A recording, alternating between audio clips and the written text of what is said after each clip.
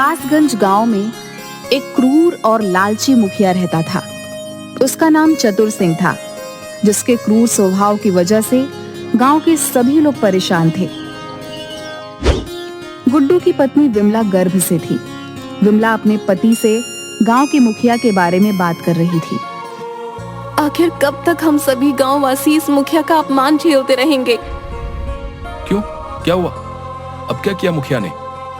कल गांव के कुछ बुजुर्ग व्यक्ति गांव की समस्या के बारे में मुखिया से बात करने के लिए उसके घर गए थे, मगर मुखिया ने उन सबको अपमानित करके अपने घर से भगा दिया। सारा गांव जानता है कि मुखिया किसी की इज्जत नहीं करता, फिर ये गांव वाले क्यों उसके पास मदद मांगने के लिए चले जाते हैं? मुखिया के पास नहीं जाएंगे तो फिर किसके पास जाएंगे? आखिर सब गांव वालों ने आपस में मिलकर ही उसे गांव का मुखिया चुना है। अरे किसी गांव वाले ने उसे गांव का मुखिया घोषित नहीं किया। हम सब जानते हैं कि वो मुखिया बेईमानी से बना है। सच तो यह है विमला कि गांव वालों ने डर कर उसे मुखिया बनाया है। कल लता ताई के बेटे सोमू की तबीयत अचानक खराब हो गई। वो बेचारी उसे अस्पताल तक भी नहीं ले जा पाई और उसने रास्ते में ही दम तोड़ दिया। आखिर कब तक गांव वाले ऐसे ही बेमौत मरते रहेंगे? हाँ, मुझे पता है, लेकिन विमला हम सब कर भी क्या सकते हैं? और वैसे तुम्हें इन गांव वालों की कब से इतनी चिंता होने लगी? क्योंकि मैं भी इसी गांव में रहती हूँ और हमारे लिए भी चिंता वाली बात है। कुछ महीनों बाद मेरी कोख से एक संतान जन्म लेने वाली है और हमारे गांव से शहर का रास्ता काफी लंबा पड़ता है। न तो यहाँ कोई बस आती है और न ही कोई ट्रेन, और बैलगाड़ी समय पर शहर नहीं पहुँचा पाती। विमला की बात सुनकर गुड्डू चिंतित स्वर में बोला, बात तो तुम सही कह रही हो विमला। इस बात पर तो मैंने ध्यान ही नहीं दिया कि कुछ महीनों बाद हमारे घर में एक नन्हा मेहमान आने वाला है। मैं तुम्हें पहले से अस्पताल में दाखिल भी नहीं करा सकता, क्योंकि मेरे पास इतने पैसे नहीं हैं। यही बात तो मैं आपको समझाना चाह रही हूँ कि आप गांव वालों के साथ मिलकर मुखिया पर दबाव बनाने की बात करें कि वो गांव के लिए सरकार से बात करे। हमारे गांव से लेकर शहर तक पक्की सड़क बने, ताकि गांव के लोगों को दूसरे गांव या शहर में जाने के लिए किसी समस्या का सामना न करना पड़े। तुम सही कहती हो विमला। मैं कल ही होशियार सिंह और बिलुआ से बात करता हूँ। इस गांव में सिर्फ वो दोनों ही हैं जिनसे मुखिया थोड़ा डरता है। अगले दिन गुड्डू ने गांव के एक पुराने पेड़ के नीचे कुछ गांव वालों को बुलाया।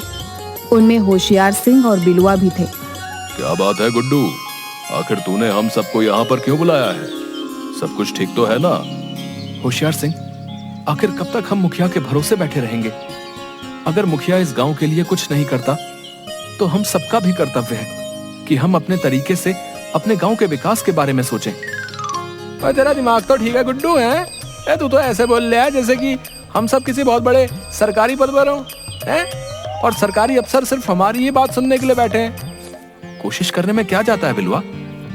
साफ साफ बोल, तू आखिर कहना क्या चाहता है? होशियार सिंह, आप तो अच्छी तरह से जानते हैं कि हमारा गांव प्राकृतिक रूप से कितना सुंदर है, और इतना सुंदर गांव होने के बावजूद भी कोई टूरिस्ट हमारे गांव में भटकने तक नहीं आता।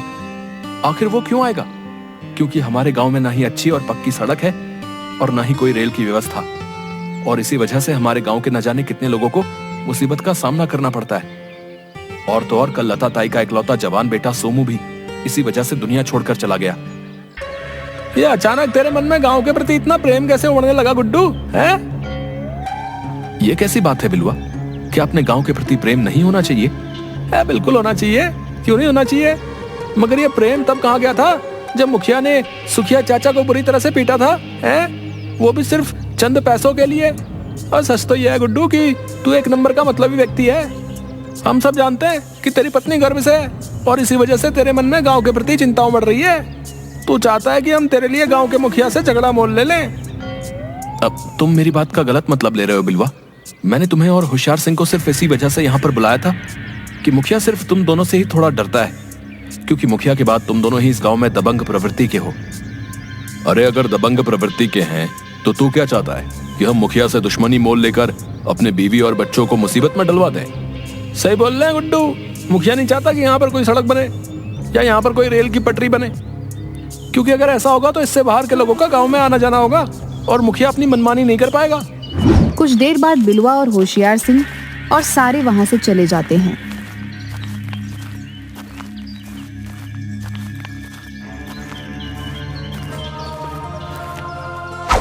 गांव के हर घर का दरवाजा खटखटाया, मगर किसी ने भी उसकी मदद नहीं की।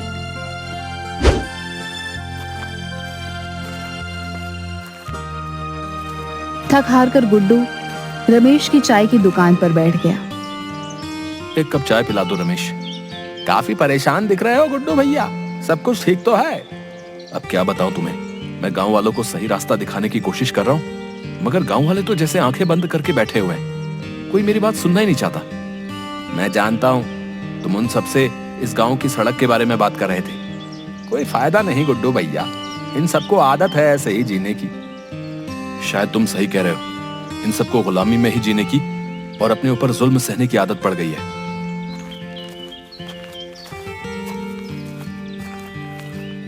कुछ महीने ऐसे ही बीत गए। एक रात अचानक विमला के पेट में दर्द होने लगा।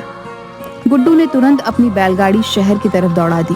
विमला दर्द से तड़प रही थी। अचानक बैलगाड़ी का पहिया एक पत्थर के ऊपर चढ़ गया।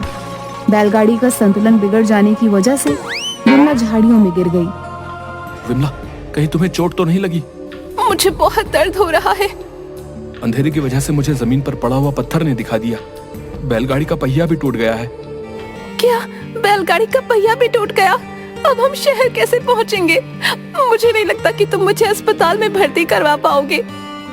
हिम्मत मत हारो विमला, कोई ना कोई समाधान निकल आएगा। तभी विमला दर्द से कराहने लगी। अचानक गुड्डू के कानों में ट्रेन की हॉर्न की आवाज टकराई। ये तो ट्रेन के हॉर्न की आवाज है, मगर यहाँ आसपास तो कोई भी रेल की पटरी तक मौजूद नहीं है। फिर ये आवाज कहाँ से आ रही है? ये तो रेलगाड़ी की आवाज है। क्या हमारे गांव में इसकी सुविधा हो गई है जी? नहीं विमला, अपने गांव में तो रेल की पटरियां तक नहीं बिछी। लेकिन ये आवाज तो बिल्कुल नजदीक से आ रही है। ऐसा लगता है जैसे कि रेलगाड़ी कुछ ही कदम पर खड़ी हुई हो। आप मुझे वहाँ पर ले चले। पागल हो गई हो क्या? जब यहाँ पर रेल की पटरियां ही मौजूद नहीं तो भला रेल कहाँ से आ सकती है? तभी ट्रेन की हॉर्न की आवाजें और तेज हो गई और विमला दर्द से तड़पने लगी। गुड्डू को कुछ भी समझ नहीं आ रहा था कि आखिर वो क्या करे। गुड्डू ने विमला को अपनी गोद में उठा लिया और उसने अपने कदम ट्रेन की हॉर्न की तरफ कर लिए। कुछ देर बाद गुड्डू एक जंगल में खड़ा था। हॉर्न की आवाजें लगातार आ रही थी, मगर कोई ट्रेन वहां मौजूद नहीं थी। ये क्या हो रहा है मेरे साथ? ट्रेन के हॉर्न की आवाजें मुझे और विमला को क्यों सुनाई दे रही हैं, जबकि यहाँ घने जंगल और अंधेरे के अलावा कुछ भी नहीं है। तभी पूरा जंगल रोशनी से जगमगा उठा और एक अजीब तरह की ट्रेन गुड्डू को दिखाई देने लगी। अचानक गुड्डू के कानों में एक आवाज गूंजी। इस ट्रेन के अंदर अपनी पत्नी को लेकर बैठ जाओ, ये तुम्हें अपनी मंजिल तक पहुंचा देगी। गुड्डू विमला को लेकर उस रहस्यमयी ट्रेन में बैठ गया। कुछ ही देर में ट्रेन ने गुड्डू को शहर पहुंचा दिया और फिर से वही आवाज गुड्डू के कानों में गूंजी। अपनी पत्नी के सही होने के बाद इसी जगह पर आ जाना, ये ट्रेन तुम्हें तुम्हारे गांव तक छोड़ देगी। लेकिन कौन हो तुम और मुझे दिखाई क्यों नहीं दे रहे? वक्त आने पर तुम्हें सब पता लग जाएगा। ये ट्रेन सिर्फ तुम्हारे लिए नहीं, बल्कि तुम्हारे गांव के सभी गरीब लोगों के लिए है। ये ट्रेन उन लोगों के लिए है जो मुसीबत में घिरे होते हैं, ठीक वैसे ही जैसे कुछ देर पहले तुम घिरे हुए थे। जब तक तुम नहीं आ जाते, ये ट्रेन तुम्हारा यहीं इंतजार करेगी। गुड्डू ने अपनी पत्नी को हॉस्पिटल में एडमिट करवा दिया। कुछ समय बाद गुड्डू अपनी गोद में एक बच्चे को लेकर उसी सुनसान रेल की पटरी पर आ गया। ट्रेन ठीक वैसे ही खड़ी हुई थी। कुछ ही देर में उस ट्रेन ने गुड्डू को गांव पहुंचा दिया। धीरे धीरे करके गांव के सभी गरीब लोग उस ट्रेन में यात्रा करने लगे और व्यापार भी करने लगे। गांव में खुशहाली बढ़ने लगी। यह देख मुखिया अपने साथी कालिया से बोला, कालिया, जाओ जाकर होशियार सिंह और बिलवा को बुलाकर लेकर आओ। लेकिन मुखिया जी, वो दोनों तो आपके दुश्मन हैं। भला आपको उन दोनों से कौन सा काम पड़ गया? अरे मूर्ख व्यक्ति, वो मेरे दुश्मन नहीं बल्कि दोस्त हैं। ये बात तुम्हारी खोपड़ी में नहीं घुसेगी। अगर घुस जाती तो आज तुम मेरी जगह पर होते।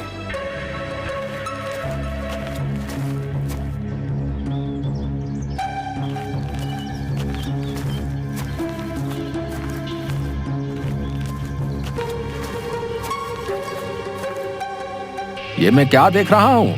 गांव में ना तो पक्की सड़क है और ना ही कोई रेल का साधन। फिर ये गांव वाले शहर में व्यापार कैसे कर रहे हैं? बैलगाड़ी से आने जाने में काफी समय लगता है। यही बात तो मुझे भी परेशान कर रही है मुखिया। समझ में नहीं आता कि आखिर ये सब क्या हो रहा है। मैंने एक बात पर गौर किया है मुखिया जी, जब से गुड्डू शहर से लौटा है तब से ही गांव के लोगों का जीवन बदलने लगा है। हो ना हो, गुड्डू जरूर इस बारे में जरूर कुछ जानता होगा। अगर ऐसा ही रहा तो हम तीनों का सपना अधूरा रह जाएगा। मैंने आज तक कभी भी इस गांव में पक्की सड़क नहीं बनने दी, और जब भी कोई रेलवे मंत्रालय से यहाँ पर कोई आर्डर लेकर आया तो मैंने रिश्वत देकर उस पर कोर्ट से स्टे लगवा दिया। मैं सोचता था कि कुछ सालों बाद ये सारे गांव वाले गांव छोड़कर चले जाएंगे और मैं सारे गांव की जमीन पर कब्जा करके यहाँ पर एक 5 स्टार होटल बनवा लूंगा।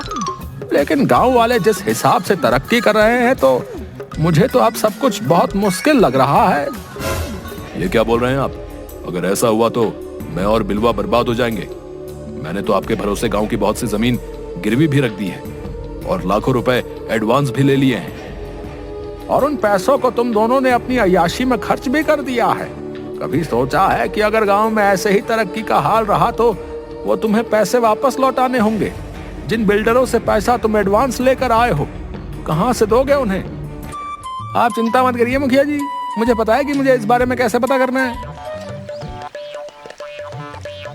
अगले दिन बिलवा गांव वालों पर नजर रखने लगा।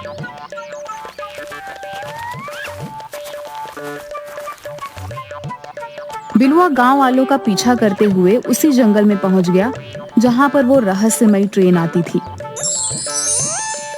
ट्रेन को आते देखकर बिलवा हैरत में पड़ गया और अपने आप से बोला, ये तो बड़ी रहस्यमयी और चमत्कारिक ट्रेन है।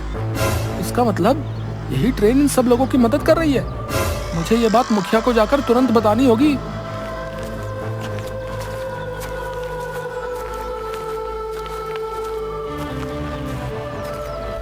बिलवा ने तुरंत जाकर मुखिया को सारी घटना बता दी। कहीं तूने भांग तो नहीं पी रखी बिलवा? तू जानता भी है तू क्या बोल रहा है? मैं अपनी आंखों से देख के बता रहा हूँ मुखिया जी। एक बार तो मुझे भी विश्वास नहीं हुआ था।